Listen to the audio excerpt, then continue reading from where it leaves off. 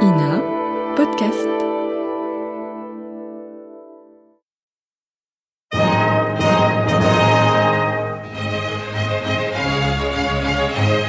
Bon baiser de partout.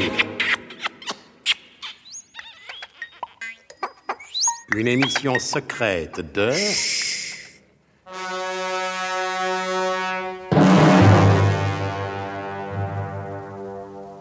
Donc, et pour parler un hexagonal correct, dans le cadre de la mission qui lui a été confiée, savoir si le rayon à démonter le temps a supprimé pour la plupart des individus le temps de rire, le colonel Hubert de Guerlas, accompagné de deux de ses plus fidèles bras droits, Nicolas Leroidec et l'adjudant Tifris, est allé inspecter la dernière usine à Calembour de France, dans la proche banlieue de Bourg-en-Bresse, et c'est tout ce que j'ai à dire. Oui. Je pense que nous pouvons passer directement la parole aux intéressés. Non, jeune homme, il me semble que vous oubliez un élément important. En cours de route, le colonel a pris à bord de sa Rolls un étrange autostoppeur, un Chinois, qui se prétend étudiant français et exhibe une carte d'identité parfaitement en règle, selon laquelle il s'appellerait Sosthème Vauroulet, né à Vindieu-la-Belle-Église, dans le département de la Meuse. Mais, enfin, je ne vois pas pourquoi vous attachez tant d'importance à ce détail, étant donné que le prétendu Vauroulet a plus qu'abondamment usé de la dive bouteille et qu'à l'heure actuelle, il dort du sommeil profond des ivrognes sur le plancher métallique de la 2 chevaux conduite par Nicolas Leroidec. Il faut se méfier des Chinois qui dorment. Ah, parce que les autres, à votre avis, ne présentent aucun danger. Non, ce n'est pas ce que j'ai voulu dire. Oui, mais c'est ça. Vous préciserez votre pensée une autre fois. Bon. Dodo. Il est temps de rejoindre le colonel de Guerlas.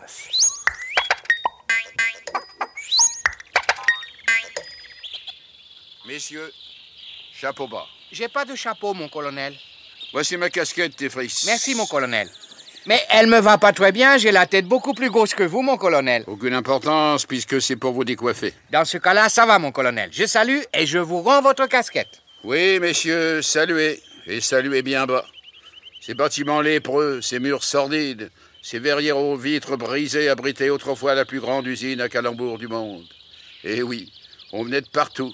De Saint-Pétersbourg, de Limoges, de Washington, de Saint-Mandé, du canton de Vaud, où pourtant l'on est difficile sur la qualité du Calembour, du Vatican, de Buckingham Palace, de Valparaiso, de Hong Kong et d'Ossoir-la-Ferrière, pour admirer les immenses chaînes à Calembour. Avant 14, l'usine exportait ses produits dans le monde entier, et le monde entier nous les enviait. Eh oui, c'est ici que fut tourné le premier film de toute l'histoire du cinéma. Je croyais que c'était la sortie des usines Lumière, mon colonel. Insinueriez-vous par hasard qu'ils n'étaient pas des Lumières, les inventeurs du Calembour? Ah non, surtout non, mon colonel, je n'oserais pas. Ça vaut mieux, si vous voulez conserver mon estime. Ah bon? Maintenant, attendez-vous à recevoir un grand choc au cœur. Entrons, et vous allez voir. Et qu'est-ce qu'on fait du chinois, mon colonel? Il dort, laissez-le dormir. Eh oui, mais s'il se réveille... Oh, dans l'état où je l'ai vu la dernière fois, il n'y a rien à craindre de ce côté-là. Allons, entrons, mais... Attention, le spectacle va vous fendre le cœur. L'usine est en pleine déconfiture. Ah, c'est une usine de confiture? Moi, je croyais que c'était une usine à Calembour. C'est une usine de Calembour en pleine déconfiture. De la confiture de topinambour, quelle drôle d'idée. Ça m'étonne pas qu'ils en vendent plus.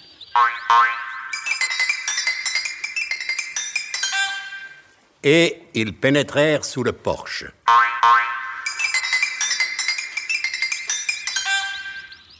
Regardez cette fière enseigne, de vaisseau, naturellement. Vermal, fils et père. Entre parenthèses, de tarte. La peinture est écaillée. C'est à peine, si l'on peut dire. Ah, je vois quelqu'un, mon colonel. Là, dans le petit bureau vitré. On dirait qu'on travaille encore. Eh oui, bien sûr que l'usine fonctionne encore, mais au ralenti. Allons saluer monsieur Vermal.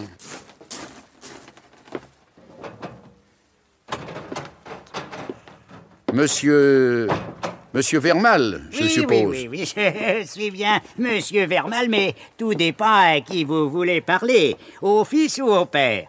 De deux Vermeaux, il faut choisir le moindre. Peu importe. Dès là. Nous enquêtons sur la situation actuelle du Calembour et nous voudrions parler à l'un des deux messieurs Vermeaux, monsieur Vermal le fils ou monsieur Vermal le père. Le père et le fils, ça n'est pas la même chose. Le fils sauve à nos pères, tandis que le père nos fils.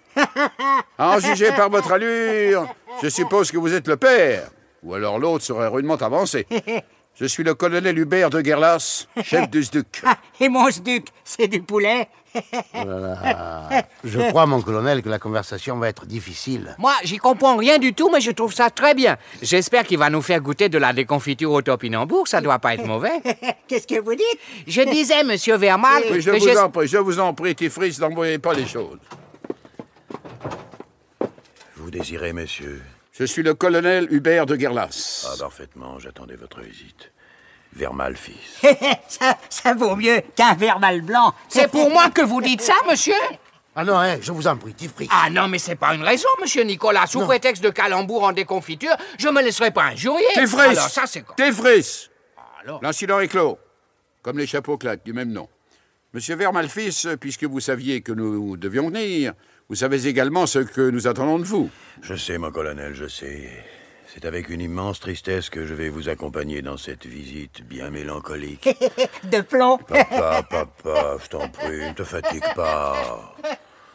Mon père est toujours sur la brèche. Je vois. Tous les jours, il invente de nouveaux modèles de calembours. Il ne sait pas qu'ils sont invendables. Je lui ai caché la situation réelle de l'affaire. Vous êtes en pleine confiture de topinambour.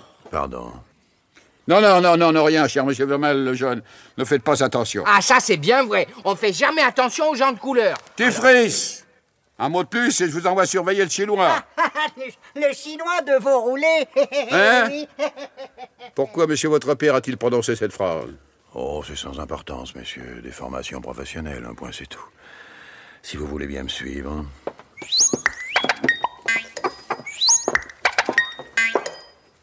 Et ils le suivirent.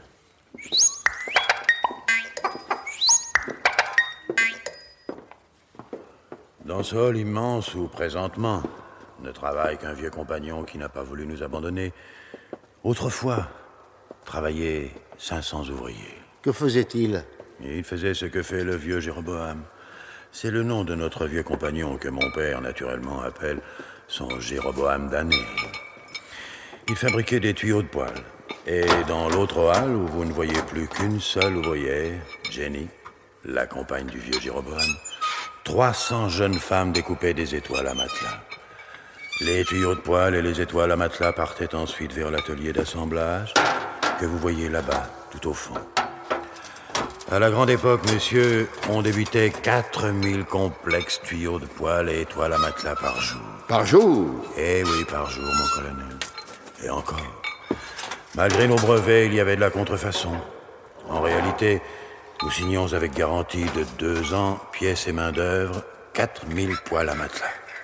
C'est ainsi que nous appelions le modèle en abrégé. 4000 poêles à matelas par jour, et il s'en débitait plus de 20 000 dans le monde. Les Japonais faisaient du dumping. Quoiqu'ils ont eu des malfaçons. À Marseille, j'ai vu débarquer d'un cargo plusieurs caisses de poêles à matelas japonais inutilisables sur le marché français. Comment allez-vous, yo de poêle, ou même Aodoyo de poêle. Oui, c'est la clientèle qui ne se poilait plus. Et puis, pour personnaliser nos modèles, avec un léger supplément, on pouvait ajouter une voiture à bras. Comme tu voiture à bras. Nous avons eu jusqu'à 20 carrossiers occupés à la fabrication des tures à bras. On les faisait en plusieurs teintes au goût de la clientèle, avec des enjolivères et des bretelles brodées pour le soir. Et actuellement, vous en vendez combien? Pratiquement aucun, mon colonel. Même dans les noces et banquets? Même là. Les jeunes se servent du poêle à matelas légué par le grand-père ou l'arrière-grand-père. Ils dédaignent les nouveaux modèles. Nous avons alerté la Société des auteurs. Elle prétend ne rien pouvoir faire pour nous. À l'en croire, ça serait tombé dans le domaine public. Les autres brevets industriels, eux, ne tombent jamais dans le domaine public. Pourquoi cette injustice?